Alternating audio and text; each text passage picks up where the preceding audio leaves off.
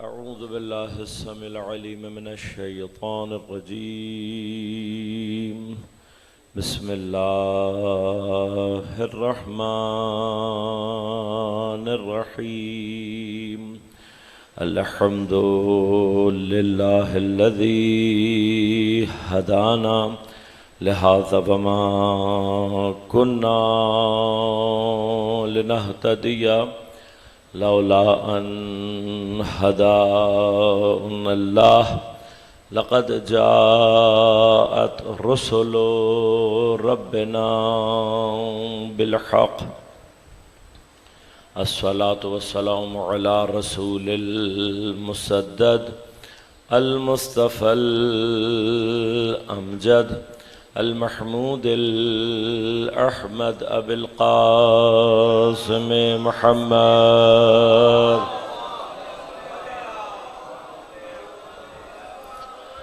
والصلاة والسلام على أسد الله الغالب غالب على كل غالب علي بن أبي طالب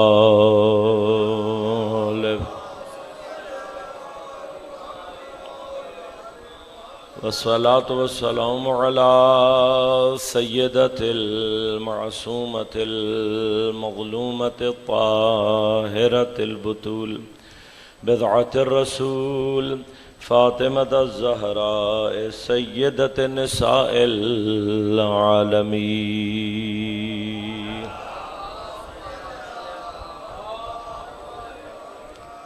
والصلاة والسلام على الحسن المجتبى والحسين المظلوم وأهل بيته الطيبين الطاهرين المعصومين المظلومين المنتجبين المنتخبين، لا سيما بقية الله في الأراضين. روحي وأرواح العالمين لتراب مقدمه الفداء، ولعنة الله على أعدائهم أجمعين. أما بعد، قال الله تعالى في كتابه الكريم: بسم الله الرحمن الرحيم. وجعلنا منهم أئمة يهدون بأمرنا لما صبروا وكانوا بآياتنا يوقنون. صلوات اللهم صل على مومنین کرام، سامعین محترم، عزیزان گرام قدر، عزاداران سید الشہداء، شب عاشور تقریباً اپنے آخری مراحل میں داخل ہو رہی ہے. کربلا والے کچھ ساعتوں کے مہمان باقی ہیں. یقیناً آج کی شب کچھ بیویوں کے دل میں یہ دعا ہوگی کہ خدا کرے یہ رات طولانی ہو جائے تاکہ ہم علی اکبر کی زیارت کر سکیں. یہ رات طولانی ہو جائے تاکہ جناب قاسم کی زیارت ہو سکے. یہ رات طولانی ہو جائے تاکہ حسین علیہ السلام کی، یہ رات طولانی ہو جائے شبیہ مرتضیٰ جناب عباس کی زیارت، اور اصحاب حسین آج کی شب اپنے پروردگار سے محو دعا ہے. یہ عزاداری سید الشہداء تأسی ہے اصحاب سید الشہداء سے. جس طرح سے اصحاب سید الشہداء آج کی رات امام حسین سے اپنی وفاداری کو، اپنی محبت کو، اپنی ولایت کو ثابت کر رہے تھے، وعدہ دے رہے تھے، اسی طرح سے ہم اپنے زمانے کے امام کو اسی فرش عزا سے بیٹھ کر اپنے زمانے کے امام کی بارگاہ میں اپنا عہد و پیمان دینے کے لیے جمع ہوئے ہیں۔ آج کی شب عبادت کی شب ہے۔ اصحاب سید الشہداء عبادت کر رہے تھے۔ میں اپنے زمانے کے امام کی بارگاہ میں کہوں گا، مولا شاید میری عبادتیں ناقص ہوں، شاید میری نمازوں میں وہ کیفیت نہ ہو، شاید میری تلاوت قرآن خلوص سے خالی ہو، لیکن تمہارے جد کا فرش عزا ایک ایسا مقام ہے کہ جس پر آ کر مجھے یہ لگتا ہے کہ میں وہ عبادت انجام دوں گا کہ جو خدا کے نزدیک قابل قبول ہوگی۔ اور جب میں نے اس عبادت کا آغاز کیا ہے تو اب اپنے پروردگار سے یہ وعدہ کرتا ہوں کہ مولا 1400 صدیوں سے تمہارے جد کا علم اٹھا رہے ہیں، گولیوں کے سامنے بھی تمہارے جد کا علم اٹھایا، دھماکوں کے درمیان بھی تمہارے جد کا علم اٹھایا، گرمی میں بھی تمہارے جد کا علم اٹھایا، سردی میں بھی تمہارے جد کا علم اٹھایا، ہر طرح کے موسم، ہر طوفان میں۔ اور مولا ہم انشاءاللہ آپ ظہور فرمائیں، انشاءاللہ میرے ان ماتمی جوانوں کو آپ اپنے پیچھے ضرور پائیں گے۔ پشت خالی کرنے والی قوم ہم نہیں ہیں۔ ہم نے 1400 سال ثابت کیا ہے، جتنا بدترین ہمیں مارا گیا لیکن ہم نے فرش حسین کے ساتھ غداری نہیں کی ہے۔ اسی فرش سے اپنے زمانے کے امام کے ساتھ یہ وعدہ کرنا ہے کہ مولا جتنا ہم سے ہو سکے گا آپ کی نصرت کے لیے قدم بڑھائیں گے، جتنا ہم سے ہو سکے گا ہم اپنے وجود سے آپ کے لیے انشاءاللہ جو کر سکتے ہیں کریں۔ چند ایک مطلب صرف بیان کروں گا، اختتامی مطلب ہے۔ میں نے تقریباً 8 شبیں آپ کی خدمت میں مطلب کو بیان کیا امامت اور ہدایت کے ذیل میں۔ اس کا ایک اختتامی مطلب آپ کی خدمت میں، گرچہ ابحاث زیادہ ہیں، گفتگو زیادہ ہے، ایک آخری مرحلہ عرض کروں گا اور پھر زحمتوں کو تمام کروں گا۔ میں نے عرض کیا کہ پیغمبر اکرم صلی اللہ علیہ وآلہ وسلم، اللہم صلی علی محمد وعلی محمد وعجل فرجہ، حضرت کے دنیا سے تشریف لے جانے کے بعد مسلمانوں کے درمیان سب سے بڑا اختلاف اس بات پر تھا کہ حضرت کے بعد مسلمانوں کے معاملات کی ریاست، ان کے امور اور حکومت کی باغ ڈور کس کے ہاتھ میں ہوگی۔ اصل امامت سے کسی کو انکار نہیں ہے، جھگڑا یا فساد یا اختلاف صرف اس بات پر ہوا ہے کہ ایک بڑی تعداد نے یہ کہا کہ یہ امت کا کام ہے کہ وہ پیغمبر کے بعد خلیفہ کو نصب کرے۔ اس کے مقابلے پر جو اہل بیت کا اور ان کے ماننے والوں کا پیغمبر اور قرآن کے مطابق عقیدہ تھا اور ہے، وہ یہ ہے کہ جس طرح سے نبی کو بنانا خدا کا کام ہے، اسی طرح سے پیغمبر کے بعد امام کو نصب کرنا بھی خدا کا کام ہے۔ اس موضوع پر جب خود امام سے کسی نے سوال کر کے پوچھا تو امام نے کہا تو مجھے یہ بتا، امت کو امام چاہیے یا نہیں؟ کہ مولا حتماً چاہیے، امام کے بغیر امت قائم ہو ہی نہیں سکتی۔ کہ تو جس امام کی تو بات کر رہا ہے وہ صالح ہونا چاہیے یا نہیں؟ کہ مولا صالح ہونا چاہیے۔ کہ یہ بتا کہ جب تو کسی صالح فرد کو تلاش کرنے نکلے گا تو ظاہر سے آگے نہیں جا سکتا، اس کے دل میں کیا چل رہا ہے کیا تو یہ بتا سکتا ہے؟ کہ مولا کبھی نہیں بتا سکتا۔ تو امام نے فرمایا یاد رکھنا، خدا اپنے دین کی ریاست کسی غیر صالح کے ہاتھ میں نہیں دے سکتا، لہذا ضروری ہے کہ خدا جو دلوں کے حال جانتا ہے وہ ایسے افراد کو دین کی ریاست دے کہ جو صالح ہوں، جو ایسے ہوں کہ اپنے فائدے کے لیے دین کو قربان نہ کریں۔ اور جب ایسے افراد کہیں کسی بھی طریقے سے کسی ایسے منصب پر آ جائیں کہ جہاں وہ دین کو قربان کرنے لگیں تو پھر حسین انقلاب کرتے ہیں، پھر حسین تحریک چلاتے ہیں۔ لہذا جہاں کہیں پر بھی دین خطرے میں ہوگا، حسینیت کا اصل پیغام کیا ہے؟ دین کی خاطر جانیں تو قربان کی جا سکتی ہیں لیکن دین پر آنچ نہیں آنے دی جائے گی، یہ حسینیت کا پیغام ہے۔ لیکن مرحلہ کیا ہے؟ ہم نے عرض کیا کہ آپ کے پاس 3 عنوان آپ نے تاریخ میں گنوائے ہیں، یا خلیفہ، یا بادشاہ، یا امام۔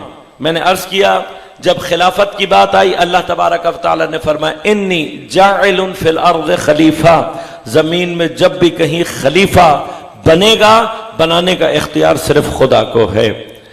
آپ نے کہا بادشاہت، تو ہم نے قرآن سے ثابت کیا، سورہ مبارکہ بقرہ، کل بھی آپ کی خدمت میں آیت عرض کی تھی کہ خدا نے فرمایا ان اللہ قد بعث لکم طالوت ملکا، اللہ نے طالوت کو تمہارا بادشاہ بنایا ہے، ان اللہ اصطفاہ علیکم، اور اللہ نے اس کو تمہارے اوپر منتخب کیا ہے، وزادہ بسطۃ فی العلم والجسم، اور اللہ نے اس کو علم اور طاقت دونوں عطا کی ہے۔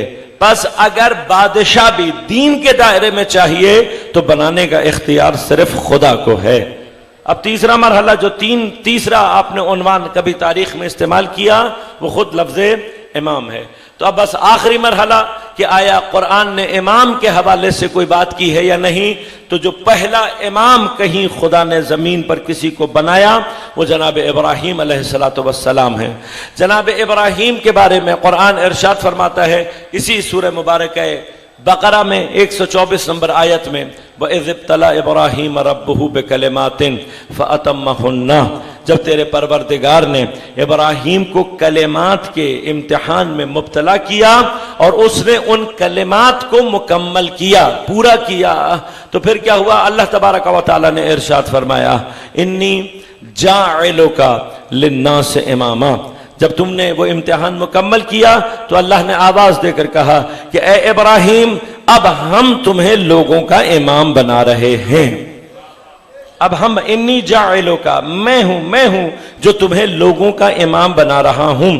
جب امامت کی بات آئی تو حضرت ابراہیم نے دعا کر کے کہا قال ومن ذریتی، پروردگار میری ذریت میں بھی اس امامت کو قرار دینا، میری امت میں بھی لوگوں کو امام بنانا۔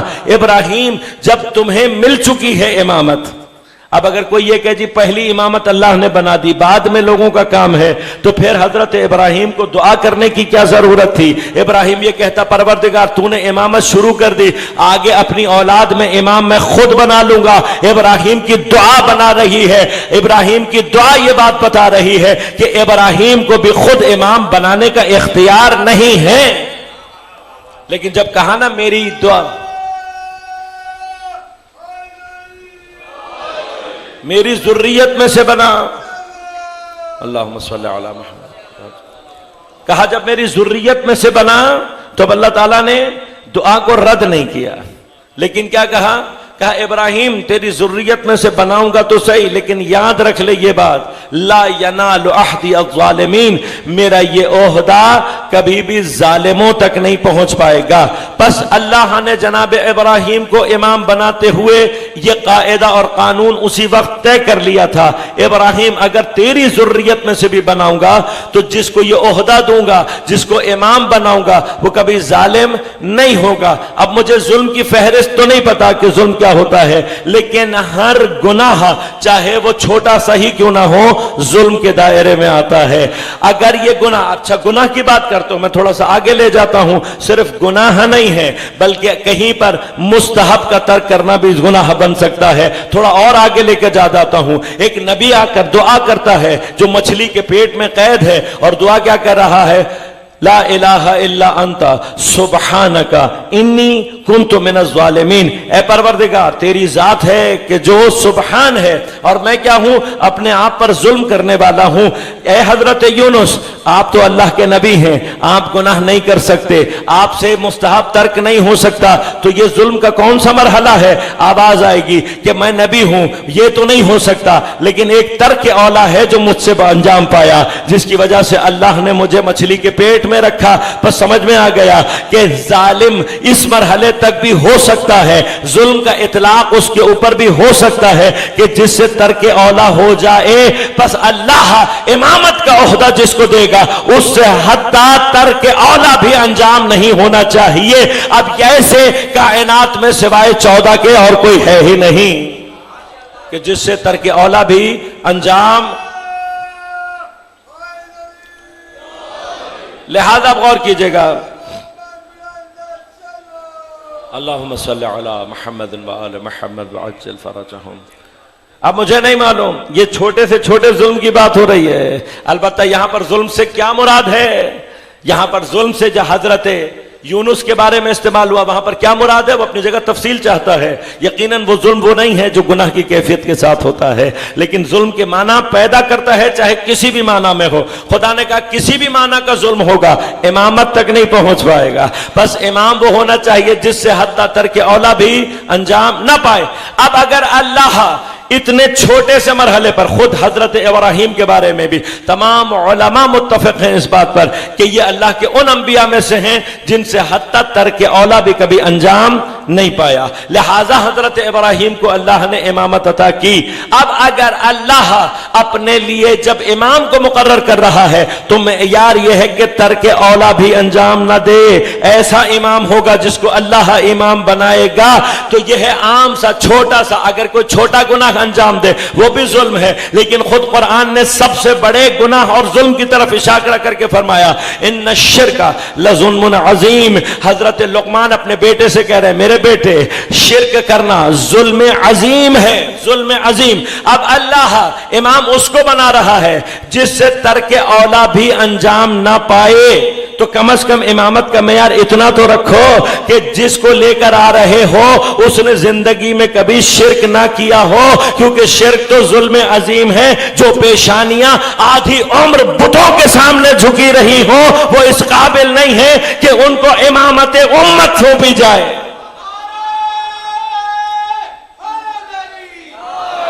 لہذا پورے عرب میں پیغمبر کے بعد واحد ذات حضرت امیر کی ہے کہ جس نے یہ کہا کہ علی نے پلک چھپکنے کے برابر بھی کبھی کسی بت کے سامنے اپنی پیشانی کو نہیں جھکایا۔ بس پیغمبر کے بعد اگر امامت کی منصب پر کوئی آ سکتا ہے تو کون ہے؟ سوائے میرے مولا کے اور کوئی اس قابل نہیں ہے کہ جو اس منصب پر پہنچ سکے۔ یہدون بامرنا،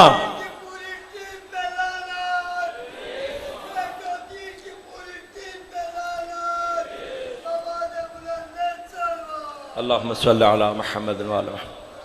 صرف ایک مقام عرض کرنا چاہوں گا اور پھر اس کے بعد آپ کی زحمتوں کو تمام کروں گا۔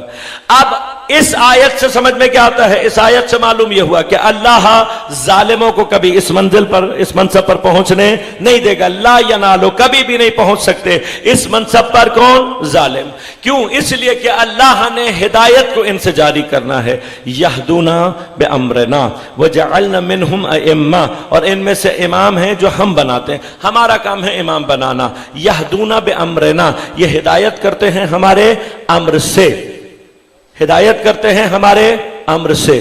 بس اس کا مطلب کیا ہے کہ جب تک اللہ کا امر نازل ہوتا رہے گا کوئی نہ کوئی امام ایسا ہونا چاہیے کہ جو امر کو وصول کر کے لوگوں تک پہنچا سکے۔ ہدایت امر کے سائے میں ہوگی تو کوئی نہ کوئی امام ایسا ہونا چاہیے کہ جو امر کو جب اللہ کا نازل ہو وصول کر سکے۔ اب یہ امر کو وصول کرنا آیا پیغمبر کے بعد یہ امر کا نازل ہونا بند ہو گیا یا ابھی تک جاری ہے تو مجھے نہیں پتا۔ سورہ مبارکہ قدر نے ایک مرتبہ آگے بڑھ کر آواز دے کر کہا تنزل الملائکۃ والروح فیہا باذن ربہم من کل امر، نازل ہوتے ہیں ہر سال شب قدر میں اور نازل ہوتے رہیں گے ہر سال شب قدر میں۔ تمام ملائکہ روح کے ساتھ سارے کے سارے ملائکہ نازل ہوں گے بِإِذْنِ رَبِّهِمْ، اپنے پروردگار کے اذن کے ساتھ، من کل امر، امر لے کر نازل ہوں گے۔ تو اب میں سارے مسلمانوں کی خدمت میں ہاتھ جوڑ کر صرف ایک سوال کرنا چاہتا ہوں، اگر شب قدر میں ہر سال سارے کے سارے فرشتوں نے نازل ہونا ہے، اللہ کے اذن سے نازل ہونا ہے، تمام امر لے کر نازل ہونا ہے، اور زمین پر ان سے امر لینے والا کوئی موجود ہی نہ ہو تو خدا کا فرشتوں کو نازل کرنا فضول ہو جائے گا۔ بس یہ ماننا پڑے گا جب تک زمین پر شب قدر ہوتی رہے گی ملائکہ آتے رہیں گے، کوئی صاحب امر ہونا چاہیے جو ان سے امر کو وصول کرے۔ لہذا یاد رکھنا فرشتہ مدبر امر تو ہو سکتا ہے، صاحب امر نہیں ہو سکتا۔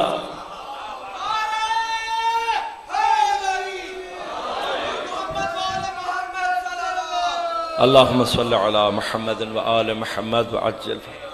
فرشتہ مدبر امر تو ہو سکتا ہے، صاحب امر نہیں ہو سکتا۔ لہذا تمام کی تمام اور بہت سارے ادلہ انشاءاللہ کبھی فرصت رہی تو تفصیل سے باقی مطالب آپ کی خدمت میں عرض کروں گا۔ امامت اور ہدایت اللہ نے کبھی بھی غیر معصوم کے ہاتھ میں نہیں دی۔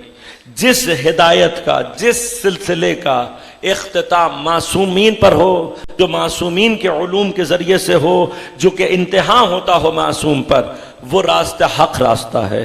لیکن جس کا معصوموں سے رابطہ نہ ہو، جو معصوموں کو چھوڑ کر کسی طرف جا رہا ہے، ہر طرف جا سکتا ہے، حق تک کبھی نہیں پہنچے گا۔ یہ راستہ تا قیام قیامت باقی رہے۔ حسین اپنے بہترین ساتھیوں کو لے کر کربلا کی سرزمین پر آ گئے۔ کچھ دیر میں وہ اذان ہونے والی ہے کربلا کی سرزمین پر،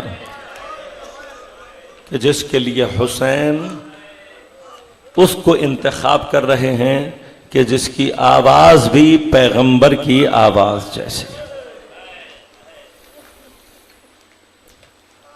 کون ہے علی اکبر؟ یہ واحد شہید ہے جس کو میدان بھیجنے سے پہلے میرے مولا نے خدا کو گواہ بنایا ہے، کسی اور شہید کے لیے نہیں ہے۔ یہ واحد شہید کہ جس کے روانہ کرنے سے پہلے حسین نے کیا کہا، پروردگار تو گواہ رہنا، میں قوم اشقیہ کی طرف اسے بھیج رہا ہوں جو صورت میں بھی تیرے نبی جیسا ہے، سیرت میں بھی تیرے نبی جیسا، منطق میں بھی تیرے نبی جیسا، شبیہ مصطفیٰ ہے جناب علی الاکبر۔ ہے میرے بیٹے علی اکبر، جب میں نانا کی زیارت کا مشتاق ہوتا ہوں، میں تیرے چہرے کی زیارت کرتا ہوں۔ لہذا علی اکبر کو بھیجنا حسین کے لیے آسان نہیں، لیکن جہاں جناب علی اکبر کے اور بہت سارے اوصاف ہیں، وہاں علی اکبر نام علی ہے، چہرہ مصطفیٰ ہے، بیٹا حسین کا ہے، شاگرد عباس کا۔ لہذا باقی تمام ہنر حضرت علی اکبر کے کربلا میں ظاہر ہو گئے۔ یہ کہ علی اکبر اپنے دادا کی شجاعت رکھتا ہے، عباس کا شاگرد ہے۔ اب کتنا شجاع ہے، یہ آخری مرحلہ ہے جسے علی اکبر نے میدان میں ظہور دینا ہے۔ لہذا جب جناب علی اکبر گئے ہیں تو یاد رکھنا، جناب علی اکبر یہ واحد شہید ہے جس نے قلب لشکر پہ حملہ کیا، قلب لشکر کو توڑا اور دوبارہ واپس آئے ہیں حسین علیہ السلام کے پاس۔ اگر کربلا کی تاریخ کو اور جنگوں کی تاریخ کو غور سے پڑھا جائے تو شاید تاریخ عرب میں کوئی ایسا جری علی اور عباس کے بعد پیدا نہ ہوں کہ جو قلب لشکر کو تنہا توڑے اور پھر واپس اس سے نکل کر آ سکے۔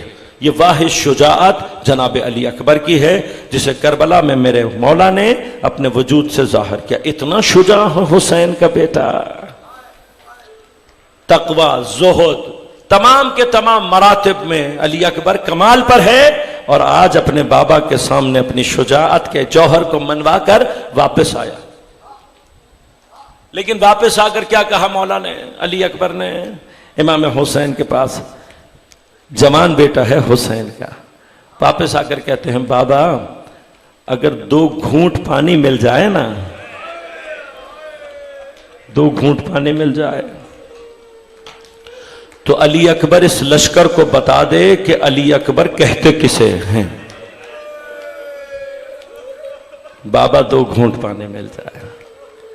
3 دن کی پیاس تو عزیزوں الگ تھی، صبح سے لے کر شام تک بابا کے ساتھ ایک ایک صحابی کا جنازہ اٹھا کر لا رہے ہیں اور گنج شہداء میں رکھ رہے ہیں، اور پھر جب جنگ لڑنے کے لیے گئے ہیں تو زراح اور خود بھی سر پر موجود ہے۔ آپ ملتان کل جلوس نکالیں گے انشاءاللہ، آج بھی آپ جلوسوں میں رہے، خدا آپ سب کو سلامت رکھے۔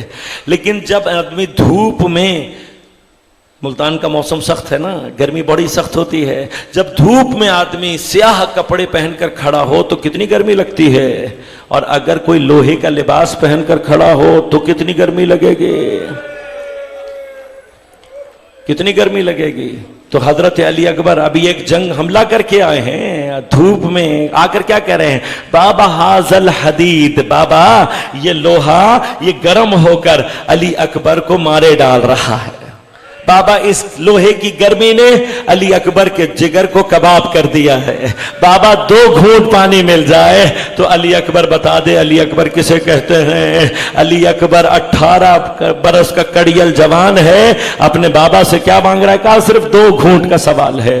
لیکن حسین اتنا غریب ہو گیا کہ اپنے علی اکبر کو 2 گھونٹ پانی نہ پلا سکے۔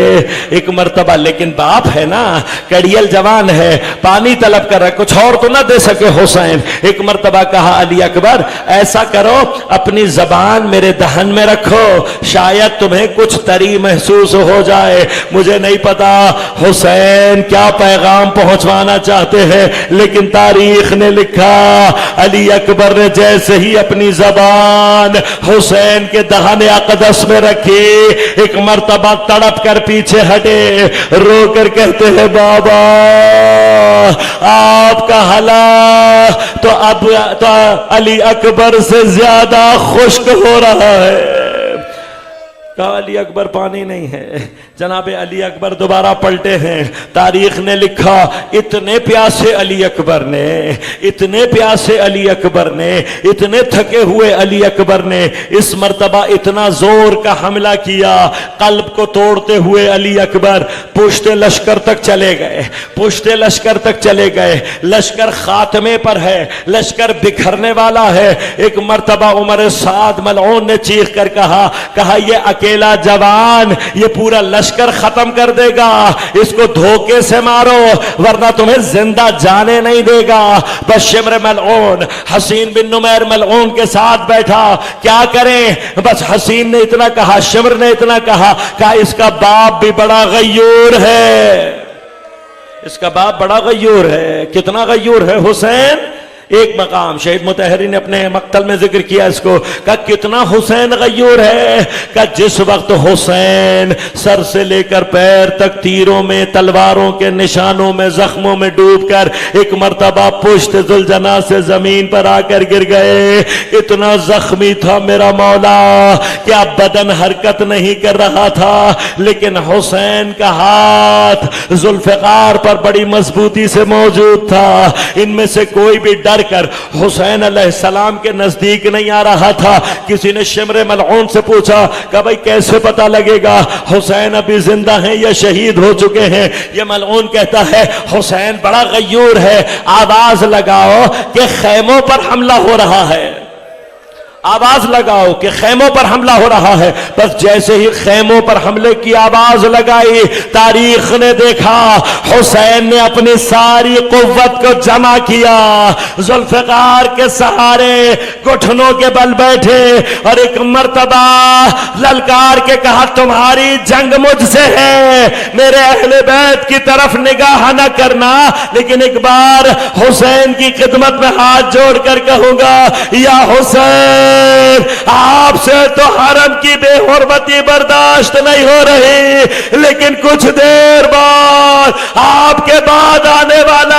امام ارے جب غشی سے آنکھ کھولے گا ماؤں کو سربراہ نہ دیکھے گا، پھوپھیوں کو سربراہ نہ دیکھے گا، میرا سلام ہو سید سجاد کے صبر کو۔ ارے غیور باپ کا غیور بیٹا ہے علی اکبر۔ ایک مرتبہ کچھ لوگوں نے آ کر جناب علی اکبر کے پاس یہ شور بچانا شروع کیا، علی اکبر تم یہاں جنگ لڑ رہے ہو، وہاں خیموں پر حملہ ہو گیا۔ بس عزادارو حسین کا غیور بیٹا تھا، ایک مرتبہ جنگ لڑتے لڑتے میرے مولا نے چاہا ایک نگاہ خیموں پر ڈالے، اپنی رکابوں میں پاؤں پر وزن ڈال کر میرا مولا گھوڑے پر ایک مرتبہ کھڑا ہوا۔ بس حسین بن نمیر ملعون تاک میں بیٹھا ہوا تھا، جیسے ہی جناب علی اکبر کھڑے ہوئے اس ملعون نے جگر کے مقام پر اتنی زور سے نیزہ مارا کہ علی اکبر کے جگر میں نیزہ لگ کر انی کا پھل اندر ہی ٹوٹ گیا، بس پھل کا ٹوٹنا تھا، علی اکبر کے کلیجے سے جوان خون فوارے کی شکل میں نکلنا شروع ہوا۔ بس میرے مولا کے ہاتھ میں کمزوری آتی گئی۔ ایک وقت وہ آیا جب علی اکبر کے ہاتھ سے تلوار چھوٹ گئی، اپنے آپ کو ایک مرتبہ گھوڑے کی گردن میں ڈالا، گھوڑے کی گردن میں ڈالا۔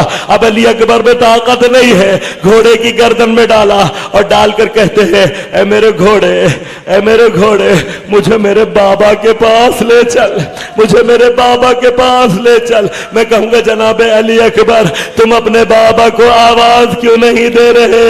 تو شاید جواب ہی آئے گا، ارے ابھی صبح جب حر کے بیٹے نے آواز دی تھی تو بابا نے حر کو جانے نہیں دیا تھا، یہ کہہ کر روک لیا تھا اور باپ کا جوان بیٹے کی لاش پر جانا مناسب نہیں ہے۔ ارے میں آواز دوں گا، میرا باپ کیسے میرے جنازے تک پہنچے گا، کیسے میرے جنازے تک پہنچے گا؟ لیکن مقاتل نے عجیب لفظ لکھا، مقاتل نے عجیب لفظ لکھا، کہا کہ اب جو پشت لشکر سے علی اکبر کی سواری چلی، جہاں جہاں سے جناب علی اکبر کی سواری گزرتی تھی، یہ ملعون اپنی تلواروں سے جناب علی اکبر کی پشت پر تلواریں چلاتے تھے۔ مقتل نے الفاظ لکھے، فقط بِالسُّيُوفِهِمْ اِرْبًا اِرْبًا، انہوں نے اپنی تلواروں سے علی اکبر کے بدن کے ٹکڑے ٹکڑے کر دیے۔ آج جو کربلا میں مقام علی اکبر ہے، یہ وہ جگہ ہے جہاں علی اکبر اپنے گھوڑے پر سنبھل نہ سکے، ایک مرتبہ گھوڑے سے زمین پر گرے، بس تب آواز دے کر کہا علیک منی السلام یا ابا عبداللہ، لیکن اس آواز کا گونجنا تھا۔ حسین بے ساختہ ہو کر میدان کی طرف دوڑے، لیکن حسین ٹھوکریں کھاتے ہوئے جا رہے۔ ایک مرتبہ آواز دے کر کہا علی الدنیا بعدک العفا علی اکبر، اے علی اکبر تیرے بعد حسین کی دنیا اندھیر ہو گئی۔ مجھے نہیں پتا ٹھوکریں کھاتے ہوئے حسین علی اکبر کے جنازے پر کیسے پہنچے۔ علی اکبر آخری سانسیں لے رہے تھے، ایک مرتبہ خود کو علی اکبر کے پاس گرایا، رخسار پر رخسار رکھا۔ یہ پہلا شہید جس کے لیے حسین بہت روئے اور رو کر بدعا کی، اے اللہ علی اکبر کے قاتل کی نسل کو قطع فرما۔ پھر علی اکبر کے سر کو آغوش میں رکھا، اب جو صورت کو دیکھا پیغمبر کی صورت خون میں ڈوبی ہوئی ہے، اپنے رومال سے علی اکبر کے چہرے کا خون صاف کر رہے تھے۔ علی اکبر نے جب بابا کی خوشبو کو محسوس کیا، ایک مرتبہ تڑپ کر کہا بابا بابا میں نانا کو دیکھ رہا ہوں، بابا میں دادی گہرا کو دیکھ رہا ہوں، بابا میں دادا علی مرتضی کو دیکھ رہا ہوں، ارے ان کے ہاتھوں میں جام کوثر ہے، یہ مجھے جام کوثر سے سیراب کرنے آئے ہیں۔ میں کہوں گا جناب علی اکبر ارے اپنے بابا کی آغوش میں ان باتوں کا مطلب کیا ہے؟ تو شاید پلٹ کر جواب یہی آئے، ارے ابھی تھوڑی دیر پہلے اپنے بابا سے 2 گھونٹ پانی مانگا تھا، ارے یہ اس لیے کہہ رہا ہوں میرے بابا کے دل میں قلق نہ رہ جائے، میرا علی اکبر پیاسا چلا گیا۔ علی اکبر نے حسین کی آغوش میں دم توڑ دیا، لیکن جب بدن کی حالت کو دیکھا ایک مرتبہ آواز لگا کر کہا یا فتیان بنی ہاشم احملوا اخاکم، اے بنی ہاشم کے کے جوانوں آؤ، آ کر اپنے بھائی کو اٹھاؤ۔ بنی ہاشم کے جوان آئے، ارے شبیہ مصطفیٰ کو اپنے ہاتھوں کو جوڑ کر علی اکبر کی لاش کو اٹھا کر ایک مرتبہ خیمے کی طرف چلے۔ ارے جیسے ہی زینب نے شبیہ مصطفیٰ کو خون میں غلطہ دیکھا، بے قرار ہو کر ایک مرتبہ خیمے سے باہر